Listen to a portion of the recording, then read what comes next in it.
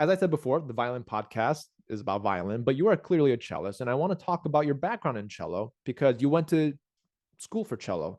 And how has your experience in the cello influenced your decision making and your entrepreneurial endeavors? It's a really interesting question. I think from music college, I didn't have the best of experiences when I was there. And as a result, I think like many people may be able to sympathize or have similar experiences where you can see occasionally the favorites always getting picked for the same opportunities, and you can kind of predict that you're not going to get them just on the basis of that rather than of anything else. And so as a result, though, again, there was necessity. So for a while, I realized I wanted some more like solo opportunities.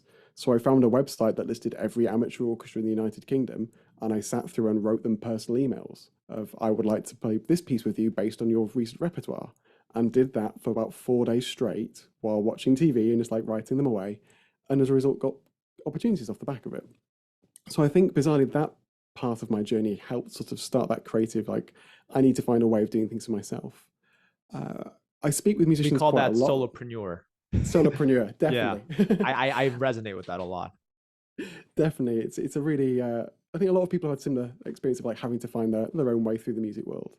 Um, but from speaking to a lot of musicians and helping them with their own career paths and things, I think we actually have a real luxury in being musicians when it comes to being entrepreneurs, because we actually have this incredibly trained analytical mind that is meant to reflect on things and make decisions quite quickly and adapt and understand not only how to make them better, but why they went wrong, and learning and passing that information on to others.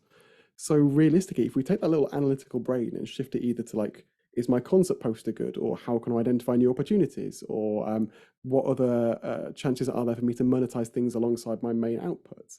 That brain's going to really fly in a way that people from other backgrounds may not necessarily be able to. So I think bizarrely, it's quite a hard transition shift, but we've already got that muscle there. And I think actually being able to take that muscle and do other tasks with it is probably quite a fascinating thing. And I get really excited seeing people do that mindset shift with all these skills and passions and analytical ways of thinking that they already have. Do you still play your cello? I haven't played one for 4 years. That's the confession. Ooh, I know, I ooh, know. ooh! We It's gotta take some points off. I know. Nah, I'm teasing. That's okay. It's I recently had a baby, so like I haven't practiced. I had a shock to the system this week. I played a friend's guitar. Like I don't really play guitar, but like in college, played a tiny bit of acoustic guitar. And so, oh, you've got a guitar in the corner. I'll play it. And I realized that this is the first time that my calluses have gone. And that was a shock. I haven't felt my end of my fingers since I was about 7. And all of a sudden, this realization that they were not there was quite terrifying.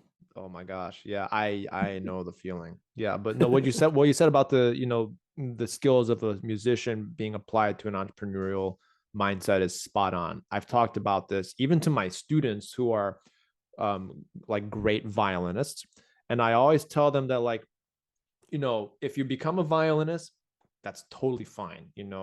I want to make sure that you as a whole, as a person, can function in society, because there are people out there that want their kids to be prodigies and famous soloists. And I tend to not force that much pressure on the kid, personally speaking.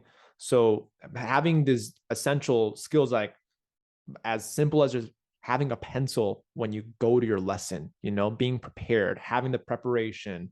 I talk about basic life needs in my violin lessons, so that way they can prepare for the real world if it's music related or if it's not music related.